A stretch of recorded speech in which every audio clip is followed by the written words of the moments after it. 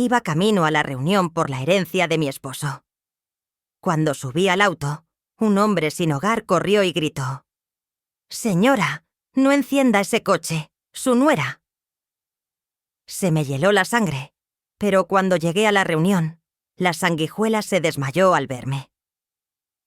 Estaba a punto de encender el motor cuando lo escuché. Un grito desgarrador que atravesó la mañana como un cuchillo. «Señora, no encienda ese coche». Mis manos se congelaron sobre el volante. El corazón me golpeó el pecho con tanta fuerza que pensé que se me saldría. Giré la cabeza y lo vi. Un hombre sucio, desaliñado, con la ropa rasgada y el cabello grasiento pegado a la frente. Corría hacia mí con los brazos extendidos como si intentara detener una tragedia. Su nuera estuvo aquí anoche. Sentí que el aire se me escapaba de los pulmones. Adriana, mi nuera Adriana había estado cerca de mi auto en la madrugada. El hombre golpeó la ventanilla con las palmas abiertas, dejando manchas de tierra sobre el cristal. Sus ojos, hundidos y enrojecidos, me miraban con una urgencia que no podía ignorar. No era la mirada de un loco. Era la mirada de alguien que había visto algo terrible. «No lo encienda, por favor». Vi lo que hizo. Bajé la ventanilla apenas unos centímetros con la respiración entrecortada. «¿Qué? ¿Qué viste?», susurré. Él retrocedió un paso temblando. Ella y un hombre de traje abrieron el capó. Traían una bolsa pequeña. Yo estaba ahí en la esquina. Nadie me ve, pero yo sí veo todo. Mis dedos soltaron las llaves. Cayeron sobre mi regazo con un ruido metálico que sonó demasiado fuerte en el silencio que siguió. Todo empezó a tener sentido de una manera horrible. Julián, mi esposo, había muerto hacía apenas 3 semanas. «Un infarto fulminante», dijeron los médicos.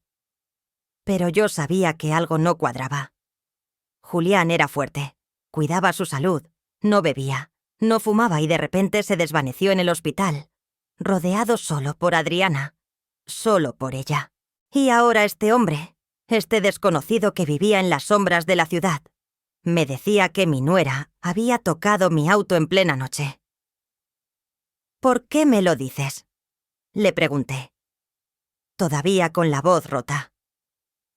Él bajó la mirada porque su esposo fue bueno conmigo una vez. Me dio comida cuando todos me escupían. Y anoche lo soñé. Me dijo que la cuidara a usted. Se me llenaron los ojos de lágrimas. Julián, siempre tan noble, siempre tan generoso y ahora, incluso desde donde estuviera, intentaba protegerme.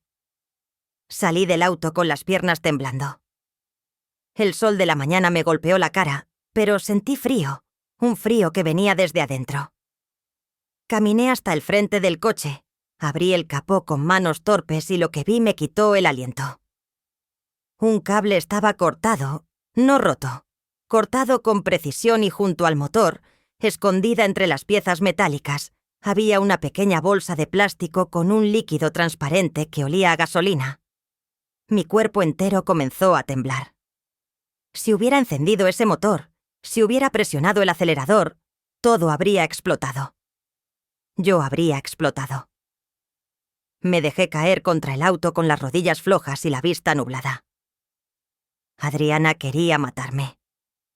Mi propia nuera, la mujer que abrazaba a mi hijo cada noche, la que me sonreía en cada cena familiar, la que me llamaba mamá Elvira con esa voz dulce y falsa.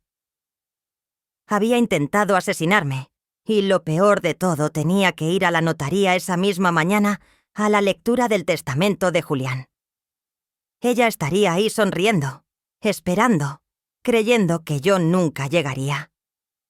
Si esta historia te atrapó desde la primera palabra, suscríbete a este canal para seguir descubriendo relatos de vida que te harán sentir, reflexionar y nunca olvidar.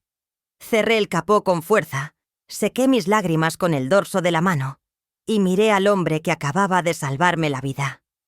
«¿Cómo te llamas?», le pregunté. «Todos me dicen el Flaco, señora». «Gracias, Flaco. Gracias por escuchar a Julián». Saqué todo el efectivo que tenía en mi bolso. No era mucho, pero era algo. Se lo puse en las manos.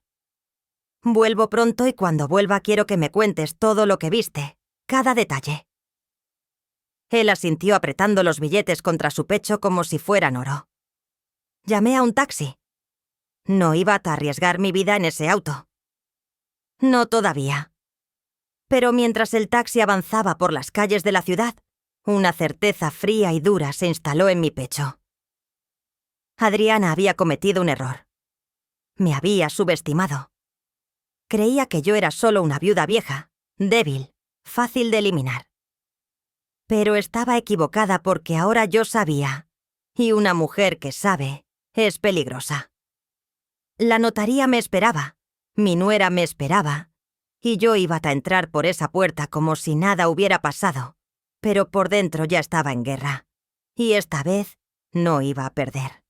La sala de la notaría olía a papel viejo y a café recalentado, las paredes color beige, los cuadros con marcos dorados, el escritorio de caoba. Todo parecía diseñado para dar solemnidad al momento, pero yo no sentía solemnidad. Sentía náusea. Adriana ya estaba ahí cuando llegué sentada junto a mi hijo Marcelo, con las piernas cruzadas y esa sonrisa perfecta que siempre usaba como máscara. Llevaba un vestido negro ajustado, discreto pero elegante, el cabello recogido en una coleta baja, aretes de perla, maquillaje impecable. La viuda perfecta, o eso quería parecer. Cuando me vio entrar, sus ojos se abrieron apenas un segundo más de lo normal. Fue un gesto casi imperceptible, pero yo lo vi. Vi la sorpresa, vi el miedo. Ella no esperaba que yo llegara viva. «Mamá». Marcelo se levantó de inmediato y me abrazó.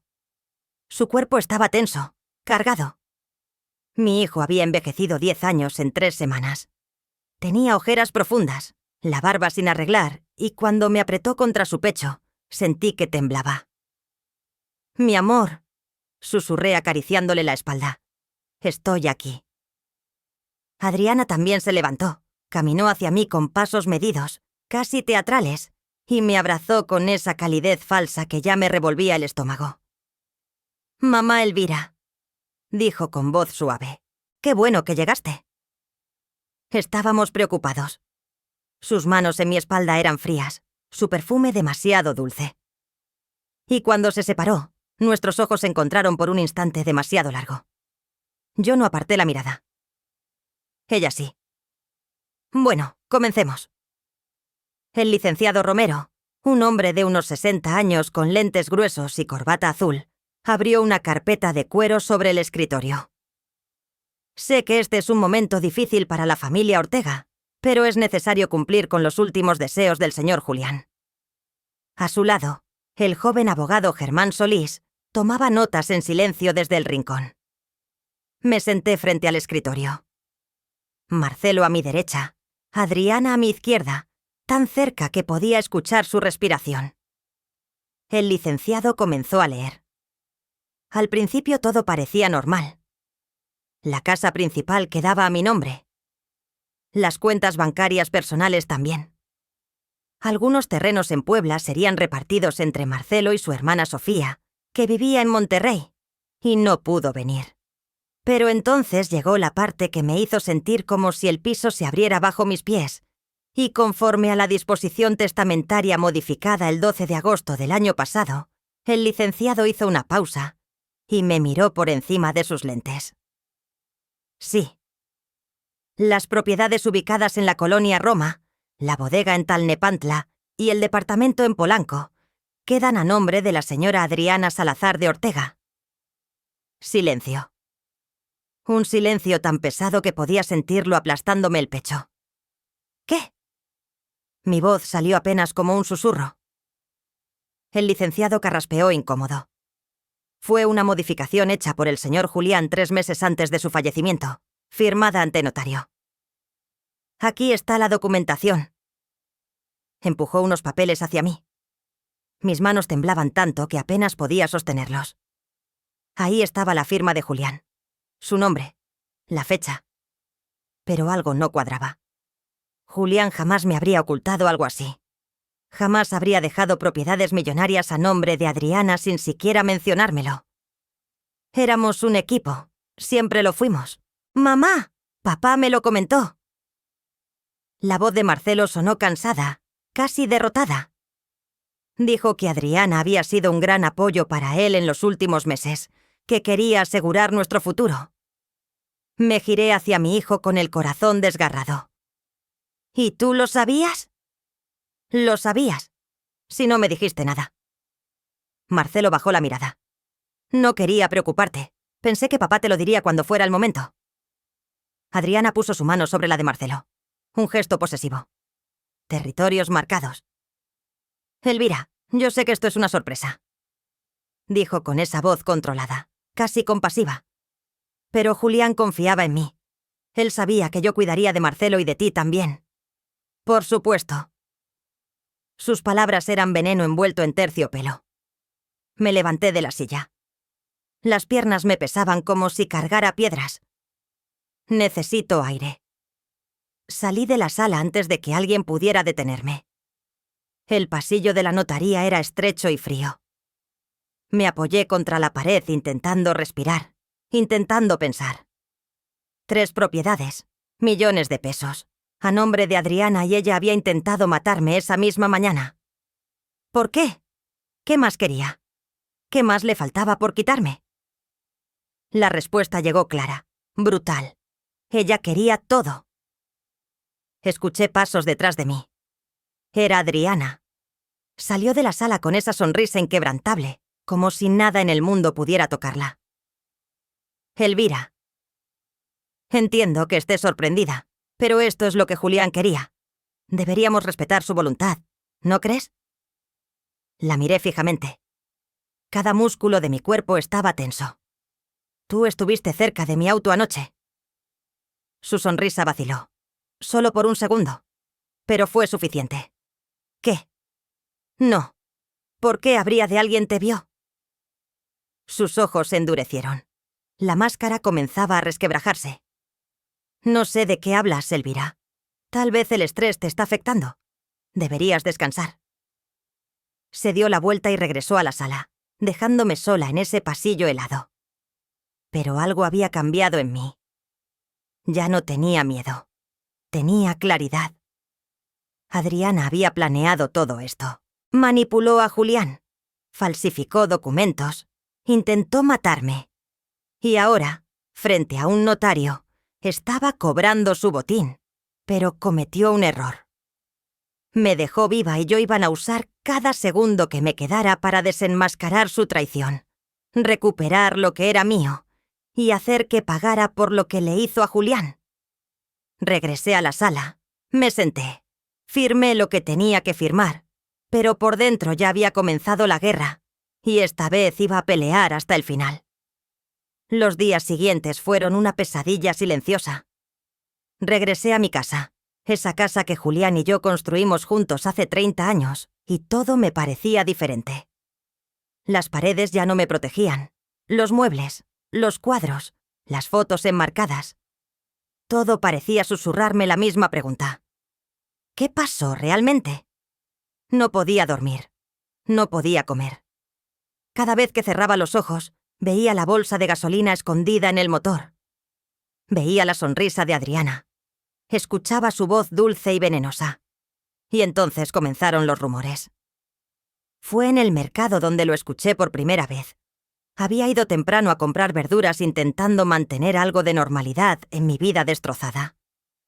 La señora Lupita, que vende chiles y jitomates en el puesto de la esquina, me saludó con esa sonrisa incómoda que la gente pone cuando no sabe qué decir. «Doña Elvira, qué gusto verla. ¿Cómo está aquí, Lupita?» «Poco a poco». Ella asintió, pero su mirada evitaba la mía. Acomodó los jitomates en la charola nerviosa. «Oiga, ¿es cierto que se detuvo?» Tragó saliva. «No, perdón, no debería meterme». Algo en mi pecho se tensó. «¿Qué es cierto, Lupita?» Ella bajó la voz acercándose apenas. «Dicen que don Julián no murió de infarto, que algo raro pasó en el hospital».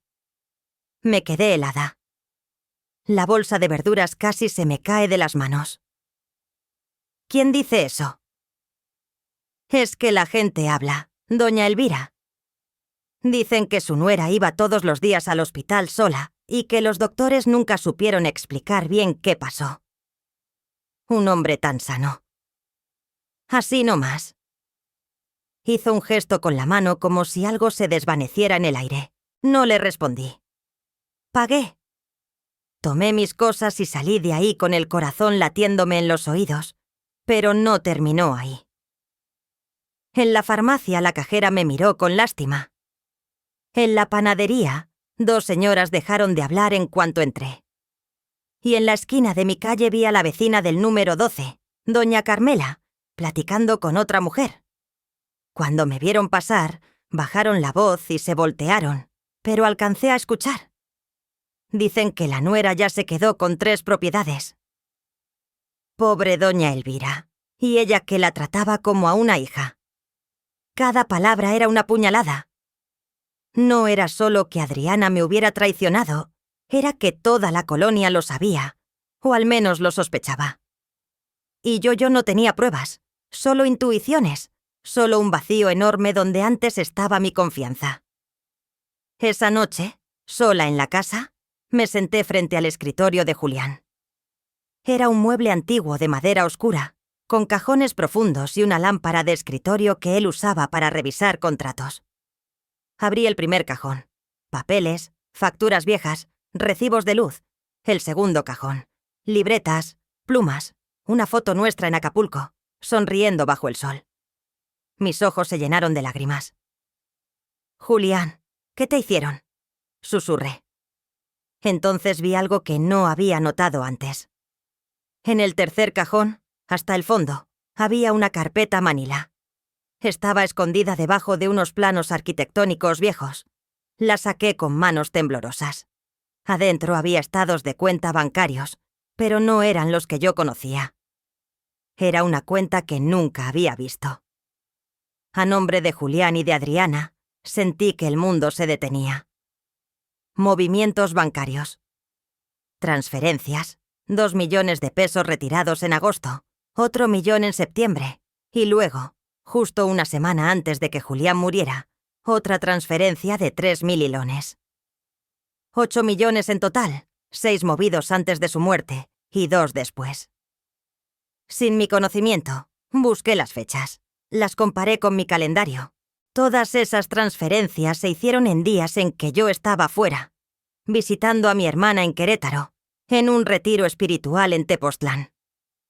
Adriana había esperado el momento perfecto, y Julián lo sabía, o ella lo había engañado a él también. Mis manos temblaban tanto que los papeles se arrugaban entre mis dedos. Entonces sonó el teléfono. Era un número desconocido. Dudé, pero contesté. «Señora Elvira Montes». «Sí». «¿Quién habla?» «Soy el doctor Vargas. Trabajé en el Hospital San Rafael cuando su esposo estuvo internado».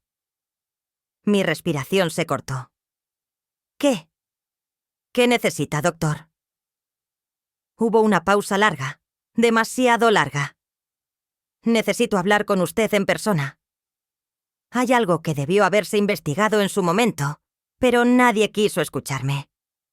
El corazón me golpeaba tan fuerte que sentía el pulso en las sienes». «¿De qué está hablando?» «De las últimas horas de su esposo, de lo que encontramos en su sangre y de quién estuvo con él cuando todo pasó». Cerré los ojos. Las lágrimas corrieron libres, calientes, furiosas. «Dígame dónde y cuándo. Mañana a las 3 de la tarde en la cafetería frente al hospital. Venga sola». Colgó. Me quedé ahí sentada en el escritorio de Julián con los estados de cuenta esparcidos frente a mí y el teléfono todavía en la mano. Los rumores eran ciertos. Algo horrible había pasado y todos lo sabían, pero nadie se atrevía a decirlo en voz alta. Menos yo, porque yo ya no iba a callar. Mañana me enteraría de la verdad, de toda la verdad. Y si Adriana había matado a mi esposo, si había envenenado sus últimos días de vida para robarme todo, entonces ella también tendría que pagar. No importaba cuánto tiempo me tomara, no importaba cuánto me doliera. Julián merecía justicia, y yo iba a dársela. Esa noche no pude dormir. Me quedé despierta en la cama, mirando el techo, recordando, intentando encontrar el momento exacto en que todo comenzó a desmoronarse. El momento en que Adriana dejó de ser la nuera cariñosa y se convirtió en esto. Y entonces lo vi claro. Fue hace 4 años. Marcelo llegó a casa un domingo con ella colgada de su brazo, sonriendo como si hubiera ganado la lotería. Tenía 28 años entonces. Él 32. «Mamá, papá, quiero presentarles a alguien muy especial». Adriana entró a nuestra sala con pasos seguros, casi ensayados. Llevaba un vestido blanco con flores pequeñas, el cabello suelto cayendo en ondas perfectas sobre sus hombros, tacones bajos, maquillaje natural, todo calculado para parecer inocente. «Mucho gusto, señora Elvira». Me extendió la mano con una sonrisa cálida. «Marcelo me ha hablado tanto de usted». Julián quedó encantado desde el primer momento. «Qué muchacha tan educada», me dijo después cuando ellos se fueron. «Y se nota que quiere a nuestro hijo». Yo no dije nada, pero algo en mi estómago no estaba tranquilo.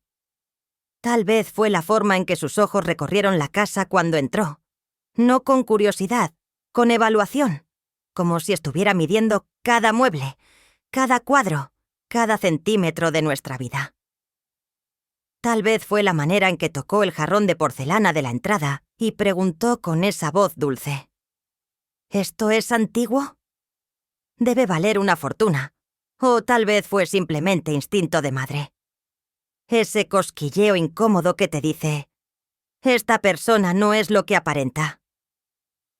Pero Marcelo estaba enamorado, y cuando un hijo está enamorado, las madres nos volvemos invisibles. Se casaron 6 meses después. Una boda grande, cara, que pagamos Julián y yo casi en su totalidad. Adriana dijo que su familia no podía aportar mucho porque venían de una situación humilde. Nosotros, por supuesto, entendimos, o eso creímos. Después de la boda, las cosas cambiaron poco a poco, tan despacio que casi no lo notas. Como cuando una planta se marchita, no muere de golpe, se va apagando hoja por hoja. Primero fueron las cenas familiares. Adriana siempre tenía una excusa para llegar tarde o irse temprano. «Tengo trabajo, me duele la cabeza». «Marcelo y yo tenemos planes». Luego empezó a opinar sobre todo. «Suegra, ¿no cree que esta sala necesita una renovación? Se ve un poco anticuada». «Julián, he visto unas propiedades increíbles en Polanco. Deberían invertir antes de que suban más de precio». «Marcelo me contó que tienen terrenos en Puebla. ¿No sería mejor venderlos y poner ese dinero a trabajar?» Siempre hablaba de dinero, de inversiones, de propiedades. Y Julián, que era un hombre noble pero confiado, empezó a escucharla. «Es inteligente, Elvira», me decía. «Tiene visión para los negocios». Yo intenté advertirle más de una vez. «Julián, esa muchacha solo habla de dinero. ¿No te parece extraño?» Él se reía. «Estás exagerando, mi amor. Solo quiere ayudar». Pero yo no exageraba. Recuerdo el día en que encontré una tarjeta de crédito en el bolsillo de la chamarra de Julián. Una tarjeta que no reconocí. La revisé. Estaba a nombre de él, pero Adriana era la usuaria adicional. Gastos, cientos de miles de pesos en ropa, restaurantes, viajes, todo pagado por mi esposo. Cuando lo confronté, Julián se puso incómodo. Le presté la tarjeta un par de veces para emergencias. Emergencias. Le mostré el estado de cuenta. Un bolso de 50.000 pesos es una emergencia. Elvira, por favor. Es la esposa de nuestro hijo. ¿Qué quieres que haga? ¿Que le diga que no? Esa fue la primera vez que peleamos por ella y no fue la última. Adriana comenzó a visitar a Julián en su oficina. Solo para pedirle consejos, decía Marcelo. Pero yo sabía que había algo más. Veía cómo mi esposo llegaba a casa cada vez más callado, más distante. Un día lo encontré en su estudio con la cabeza entre las manos. «¿Qué pasa, mi amor?» «Nada, estoy cansado». «Julián, háblame». Él levantó la vista. Sus ojos estaban cansados, tristes. Firmé unos papeles que tal vez no debí firmar. Mi corazón se detuvo. «¿Qué papeles?» Adriana me pidió que le ayudara con una inversión. Dijo que era urgente, que Marcelo estaba preocupado por el futuro. Yo solo quería ayudar. ¿Cuánto? 2 millones. Sentí que el piso se abría bajo mis pies. «Julián, ¿estás loco?» Ya sé que fue una estupidez, pero ella dijo que lo devolvería, que era solo temporal. Por supuesto, nunca devolvió nada. Y cuando intenté hablar con Marcelo, él me defendió a ella. «Mamá, estás siendo injusta». «Adriana, no es así. Tú no la conoces como yo, Marcelo». «Abre los ojos. Esa mujer está usando a tu padre. Ya basta». Su voz explotó en la sala. «Siempre has desconfiado de ella desde el primer día. ¿Sabes qué, Adriana?» Tenía razón. Dijo que nunca me aceptaría ser feliz.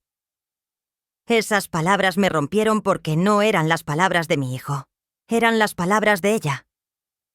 Saliendo de su boca, Adriana lo había envenenado. No con sustancias, con ideas, con mentiras, con esa habilidad terrible que tienen algunas personas para hacerte dudar de tu propia realidad. Y mientras yo perdía a mi hijo, Julián se enfermaba. Empezó con cansancio, luego mareos, luego dolores de estómago que los doctores no lograban explicar. «Es estrés», decían.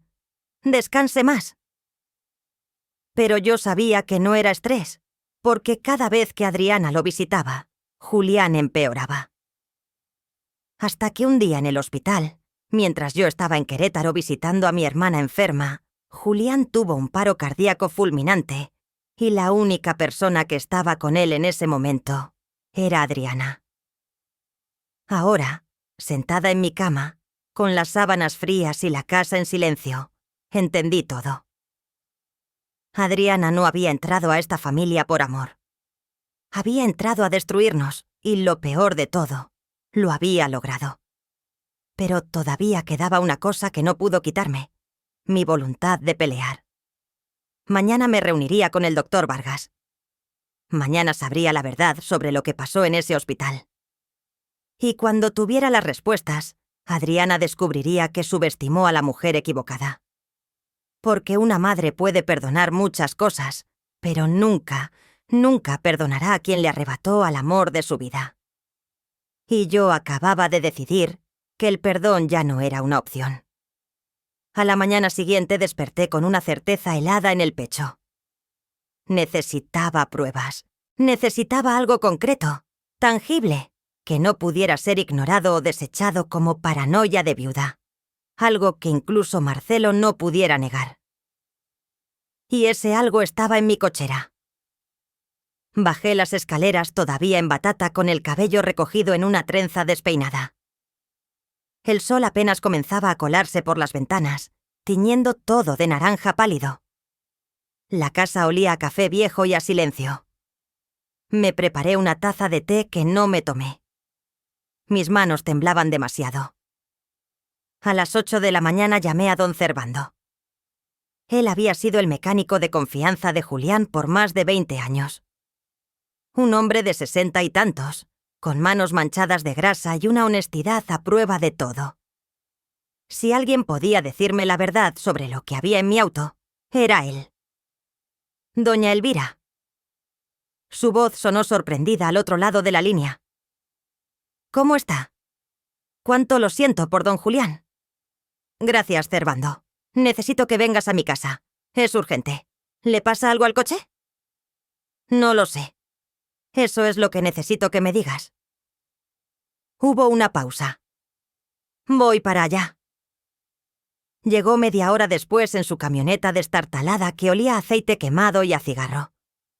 Traía su caja de herramientas y esa expresión seria que ponía cuando las cosas eran importantes. Muéstreme el auto, doña. Lo llevé a la cochera. Mi sedán gris estaba estacionado en el mismo lugar donde lo dejé después del grito del flaco. No lo había tocado desde entonces. No me había atrevido. Servando se agachó frente al capó, lo abrió con cuidado y durante varios minutos no dijo nada. Solo revisaba, tocaba, movía cables. Su ceño fruncido se fue haciendo cada vez más profundo. «Dios santo», murmuró. Mi estómago se contrajo. «¿Qué pasa?» Él sacó una linterna pequeña de su bolsillo y alumbró hacia el motor. Luego se volteó hacia mí con una expresión que nunca le había visto. Miedo puro. «Doña Elvira, ¿usted encendió este coche después de estacionarlo aquí?» No, alguien me advirtió que no lo hiciera. Gracias a Dios se limpió las manos en un trapo sucio y me hizo una seña para que me acercara. «Venga, mire esto». Me acerqué, aunque cada paso me costaba trabajo. No quería ver, pero tenía que hacerlo. Servando señaló un cable cortado limpiamente, casi quirúrgicamente. Este es el cable que conecta el sistema de encendido con la bomba de combustible. Está cortado, no roto, cortado con algo filoso, una navaja probablemente. Sentí que la garganta se me cerraba. ¿Y eso qué significa? Que alguien quería que el auto no arrancara de inmediato, que usted insistiera, que lo intentara varias veces. ¿Por qué? Él sacó algo con unas pinzas. Era una bolsa plástica de 8 Prio Cross, 5 centímetros con mezcla volátil colocada sobre el múltiple de escape. El cable de ignición estaba seccionado con cuchilla, un montaje compatible con ignición secundaria y explosión instantánea. Mi respiración se detuvo. ¿Qué habría pasado si yo hubiera insistido en encenderlo? Servando me miró directo a los ojos. El calor habría derretido la bolsa, el líquido habría caído sobre el motor caliente y con las chispas del arranque hizo una pausa. Habría explotado, doña Elvira.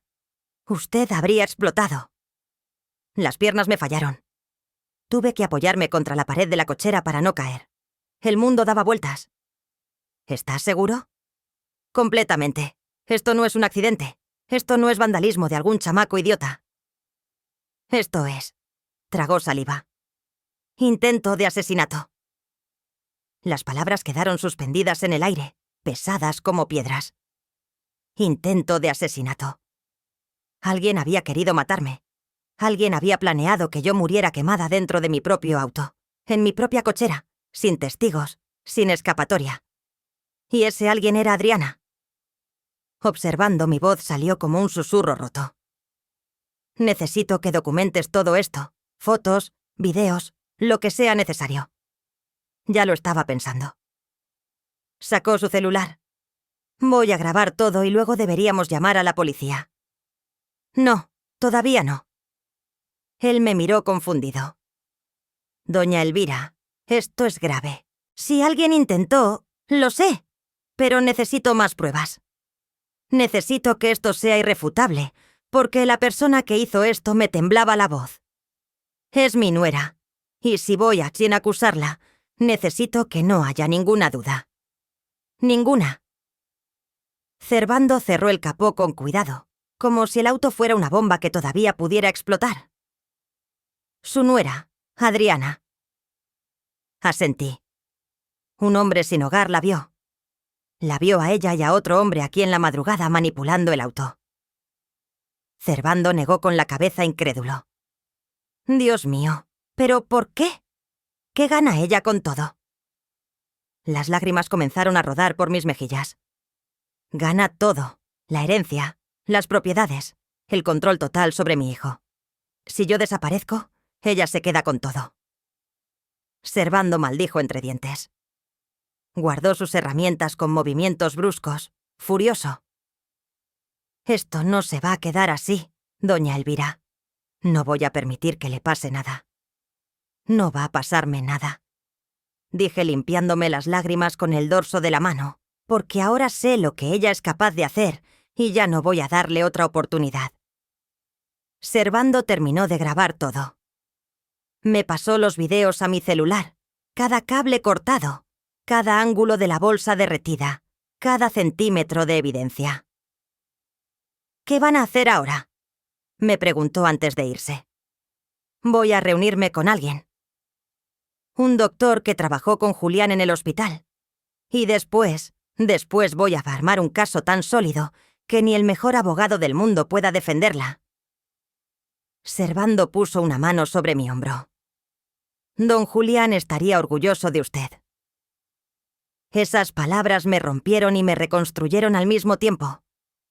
Cuando se fue, me quedé en la cochera mirando ese auto que casi se convierte en mi ataúd, y algo dentro de mí cambió para siempre. Ya no era solo dolor lo que sentía, era furia. Una furia fría, calculada, implacable. Adriana había intentado borrarme de este mundo. Había intentado convertirme en cenizas para quedarse con todo lo que Julián y yo construimos, pero cometió un error fatal. Me subestimó. Creyó que una viuda de 68 años sería fácil de eliminar. Creyó que nadie me escucharía. Creyó que podía salirse con la suya, pero estaba a punto de descubrir que la mujer más peligrosa del mundo es aquella que ya no tiene nada que perder. Y yo acababa de perderlo todo. Guardé los videos. Más adelante Rafael los presentaría a la policía. Ahora solo me quedaba una misión: hacer justicia. Y no pararía hasta verla pagar por cada lágrima, cada mentira, cada traición. El juego apenas comenzaba. Y esta vez las reglas las pondría yo. Tenía 3 horas antes de mi reunión con el doctor Vargas. 3 horas que decidí usar para encontrar al flaco. Él era la única persona que había visto a Adriana esa noche, el único testigo de su crimen, y necesitaba su testimonio completo. Cada detalle, cada palabra que pudiera recordar, porque si evité enfrentarme a ella, necesitaba armas. Y los testigos son las mejores armas. Salí de mi casa con el sol ya alto en el cielo. Llevaba mi bolsa cruzada al hombro, dinero en efectivo, y una determinación que me quemaba por dentro como fuego. Lo busqué primero en la esquina donde lo había visto aquella mañana. No estaba. Pregunté a un vendedor ambulante de elotes. ¿Ha visto a un hombre flaco con ropa sucia que suele estar por aquí? El vendedor me miró con desconfianza. ¿Para qué lo busca? Me salvó la vida. Quiero agradecerle. Su expresión se suavizó. A veces lo veo por el mercado o en el parque, cerca de las bancas del fondo. Ahí duermen varios. Le agradecí y caminé hacia el mercado. Mis piernas ya no eran tan fuertes como antes, pero la urgencia me daba fuerza. Pasé por los puestos de frutas, de carnes, de pan. El olor a tortillas recién hechas se mezclaba con el de las flores y el pescado. Y entonces lo vi. Estaba sentado en el suelo, recargado contra la pared trasera del mercado, con una bolsa de plástico a su lado. Tenía la cabeza gacha, los ojos cerrados. Por un momento pensé que dormía, pero cuando me acerqué levantó la vista. Sus ojos me reconocieron al instante. «Señora», murmuró intentando levantarse. «No, quédate ahí». Me agaché frente a él, ignorando el dolor en mis rodillas. «Vine a buscarte». Él parpadeó confundido. ¿A mí? «Sí, necesito que me cuentes todo lo que viste esa noche. Todo, sin omitir nada». El flaco tragó saliva. Sus manos temblaban. «Ya le dije, señora, vi a su nuera y a un hombre, pero necesito más». «¿A qué hora exactamente? ¿Cómo era ese hombre? ¿Qué más hicieron?» Él bajó la mirada nervioso. «Yo no quiero problemas». Saqué mi cartera y puse 5 billetes de 500 pesos en su mano. Sus ojos se abrieron como platos. «No es por problemas, es por justicia. Ese dinero es tuyo y habrá más si me ayudas a detenerla». Se quedó mirando los billetes como si no pudiera creer que fueran reales. Luego los guardó rápidamente en su bolsillo y respiró hondo. «Está bien, le cuento todo. Adelante». Fue como a las 2 de la mañana. Yo estaba ahí en la esquina de su calle. Siempre duermo ahí porque hay menos policías que me corran. Estaba medio dormido cuando escuché un carro que se estacionaba cerca de su casa. Me asomé. Era un auto negro, elegante. Bajaron 2 personas, una mujer y un hombre. ¿Cómo era el hombre? Alto. Vestía traje oscuro, cabello corto. No pude verle bien la cara porque llevaba gorra, pero caminaba como alguien acostumbrado a mandar. ¿Me entiende? Con la espalda derecha, sin miedo. Asentí absorbiendo cada palabra. Y la mujer, esa sí la reconocí. La he visto antes en su casa. Es su nuera. Llevaba pantalones negros y una chamarra con capucha, pero la vi bien cuando pasó bajo el farol. Era ella, seguro. ¿Qué hicieron? Se acercaron a su coche. El hombre abrió el capó. No sé cómo, tal vez traía herramientas. Estuvieron ahí como 10 minutos. Ella alumbraba con el celular. Él metía las manos en el motor. Hablaban bajito, pero yo alcanzaba a escuchar un poco. ¿Qué decían? El flaco cerró los ojos concentrándose. Ella decía, «Ya está». Y él respondió, «Sí, pero tienes que asegurarte de que lo intente encender varias veces, si no, no funcionará». Y ella dijo, «Lo hará. Siempre es cerca». Y luego se rieron. La sangre se me heló en las venas. Terca. Ella me conocía. Sabía que si mi auto no encendía a la primera, insistiría 1, 2, 3 veces hasta que explotara. ¿Algo más? Mi voz salió apenas como un hilo. Sí. Antes de irse, ella le dio algo, un sobre. Y el hombre dijo, «Con esto quedamos a mano». Luego subieron al auto y se fueron. ¿Viste las placas? No, señora. Estaba muy oscuro, pero el auto era un BMW de esos nuevos, negro, con rines cromados. Abrí mi bolso y saqué mi celular. ¿Podría reconocer al hombre si lo volvieras a ver? Tal vez. No sé. Como le digo, no le vi bien la cara. ¿Y si te muestro fotos? Puede ser. Empecé a pensar, ¿quién era ese hombre? ¿Un cómplice? ¿Un amante? ¿Alguien a quien Adriana le pagaba para hacer su trabajo sucio? Flaco, necesito que hagas algo por mí. Algo muy importante. Él me miró con esos ojos cansados pero atentos. Dígame. Quiero que vengas conmigo a un lugar seguro. Voy a pagarte un cuarto de hotel por unos días y necesito que escribas todo lo que me acabas de contar, con todos los detalles que recuerdes. ¿Puedes hacerlo? Yo no escribo muy bien, señora.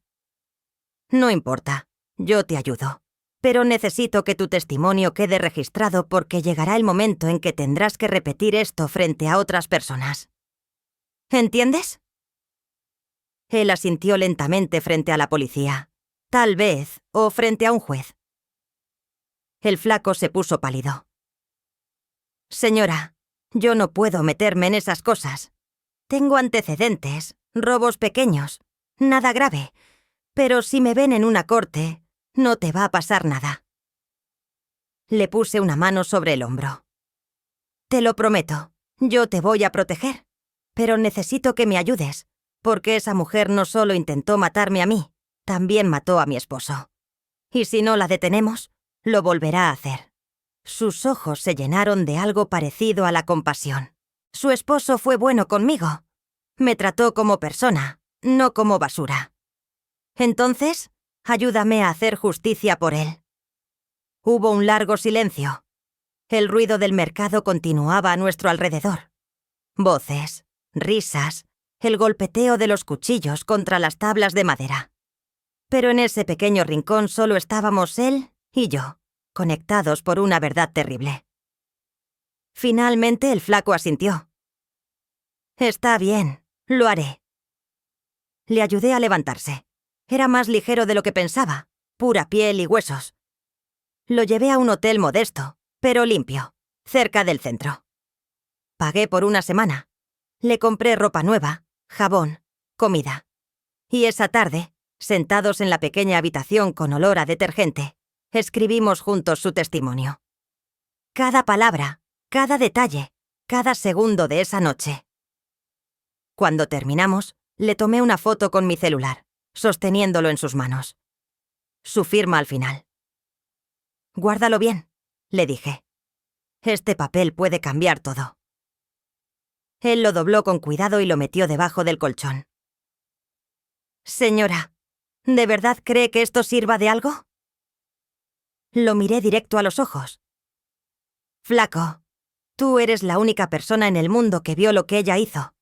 Eres invisible para la sociedad, lo sé, pero en este momento eres la persona más importante de mi vida, porque tú tienes la verdad, y la verdad siempre, siempre termina ganando».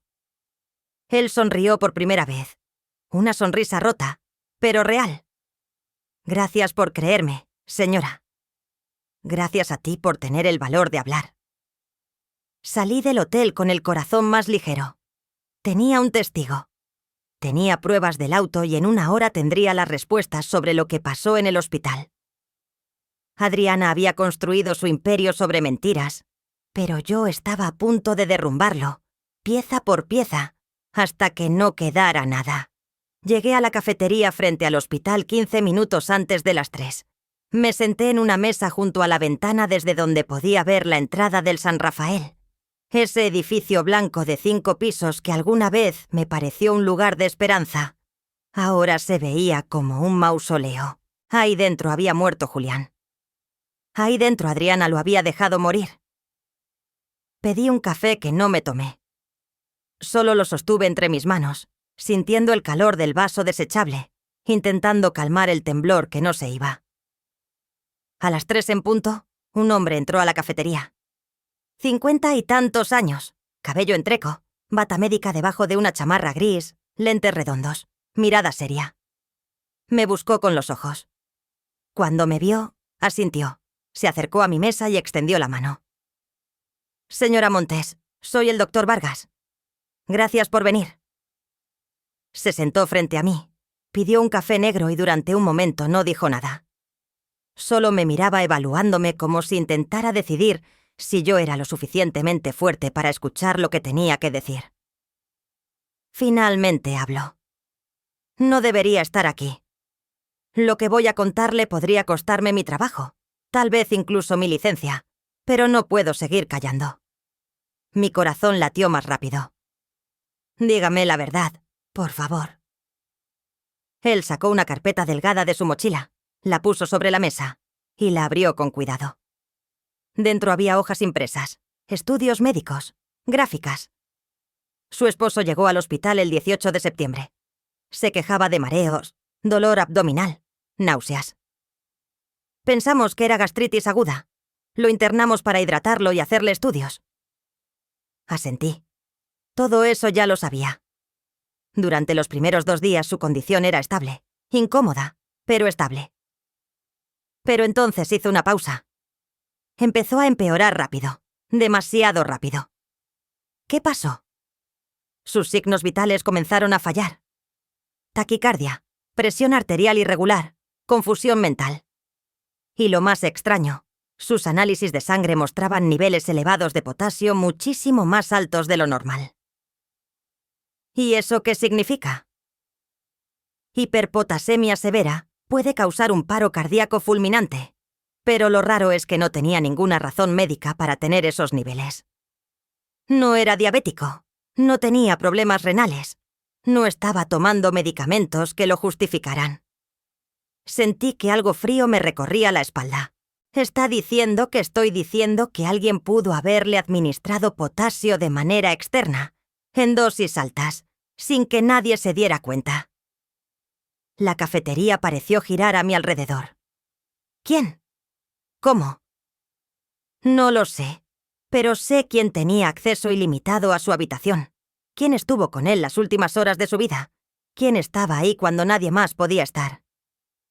Adriana. Él asintió lentamente. Su nuera. Sí. Me cubrí la boca con las manos. Las lágrimas brotaron sin control. No podía respirar. No podía pensar. Julián no había muerto de un infarto natural. Lo habían asesinado y yo no estuve ahí para protegerlo. ¿Por qué no dijo nada?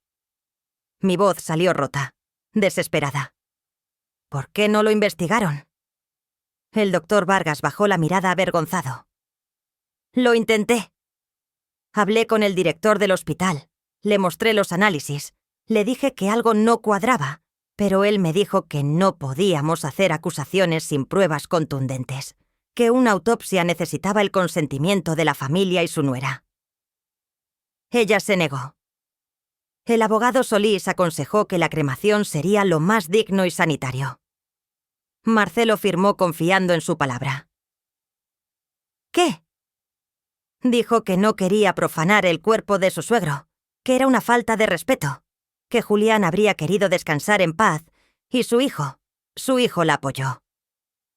Cerré los ojos. Marcelo, mi propio hijo, había bloqueado la investigación sin saberlo. Entonces lo cremaron, susurré. Sí.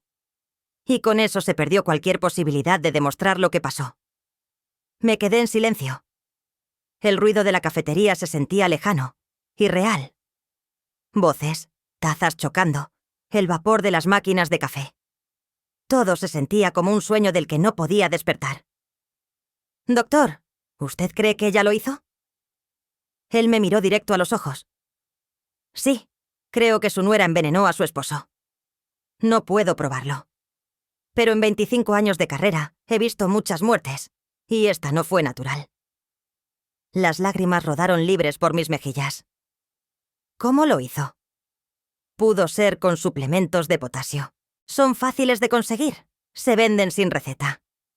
En dosis normales son inofensivos, pero en dosis altas, mezclados en comida o bebida, son letales. Y lo peor, dejan muy poco rastro, especialmente si el cuerpo es cremado. Me sentí vacía, como si alguien me hubiera arrancado el alma. Él confiaba en ella. Dije con voz temblorosa. Julián confiaba en todo el mundo. Era su mayor virtud y su perdición. Lo siento mucho, señora Montes. ¿Puedo quedarme con estos documentos? Él empujó la carpeta hacia mí. Son copias. Úselas como necesite. Si esto llega hasta un juicio, yo declararé. No me importa lo que me pase. Su esposo merece justicia. Le apreté la mano con fuerza. Gracias. No sabe cuánto significa esto para mí. Cuando el doctor Vargas se fue, me quedé sentada en esa cafetería durante casi una hora. No podía moverme. No podía llorar más. Solo estaba ahí mirando por la ventana, viendo a la gente entrar y salir del hospital. Familias preocupadas, enfermos caminando despacio, doctores con prisa. Y yo, una viuda de 68 años cargando el peso de una verdad insoportable. Julián había sido asesinado. Mi esposo, el amor de mi vida, el padre de mis hijos, había sido envenenado lentamente por la mujer en la que confiamos, la mujer que llamábamos familia. Y lo peor de todo, mi hijo seguía sin creerme. Marcelo me había dicho paranoica, me había dicho que dejara de inventar cosas. Me había dicho que Adriana era inocente. ¿Cómo le dices a un hijo que su esposa es una asesina? ¿Cómo destruyes su mundo para salvar la verdad? Me levanté de la mesa, pagué, salí a la calle. El aire frío de la tarde me golpeó la cara, pero no lo sentí. Caminé sin rumbo durante un rato. Pasé frente a una iglesia. Dudé. Hacía años que no entraba a una, pero algo me empujó adentro. El interior estaba casi vacío, solo una señora mayor rezando en la primera fila y el olor a incienso flotando en el aire. Me senté en una banca del fondo y miré hacia el altar. Julián, susurré. No pude protegerte. Perdóname. Las lágrimas volvieron silenciosas. Amargas, pero te juro por lo que más quiero que ella va a pagar. Te lo juro, aunque me cueste todo lo que me queda, ella va a pagar. Salí de la iglesia con los ojos hinchados, pero con algo nuevo en el pecho. Propósito. Ya no era solo dolor lo que sentía, era determinación. Adriana había destruido a mi familia, había matado a mi esposo, había intentado matarme a mí, pero cometió un error fatal. Me subestimó. Creyó que una mujer mayor, sola, sin poder, sería fácil de eliminar. Pero se equivocó. Porque el dolor puede romperte, o puede convertirte en algo más fuerte de lo que jamás imaginaste. Y yo acababa de decidir que mi dolor no me iba a destruir. Iba a ser mi arma, y con esa arma iba a hacer justicia, aunque fuera lo último que hiciera en esta vida. Esa noche no dormí. Me quedé despierta en la mesa del comedor, rodeada de papeles, fotos, documentos bancarios, todo extendido como las piezas de un rompecabezas macabro. Y yo en el centro intentando armar la imagen completa de la traición, pero sabía que no podía hacerlo sola. Necesitaba ayuda profesional, alguien que supiera moverse en las sombras, alguien que pudiera encontrar lo que yo no podía ver. Y conocí a la persona perfecta, Rafael Cedeño. Había sido socio de Julián hace más de 15 años en los primeros proyectos de construcción. Un hombre brillante, meticuloso, con esa habilidad rara de ver lo que otros ignoran.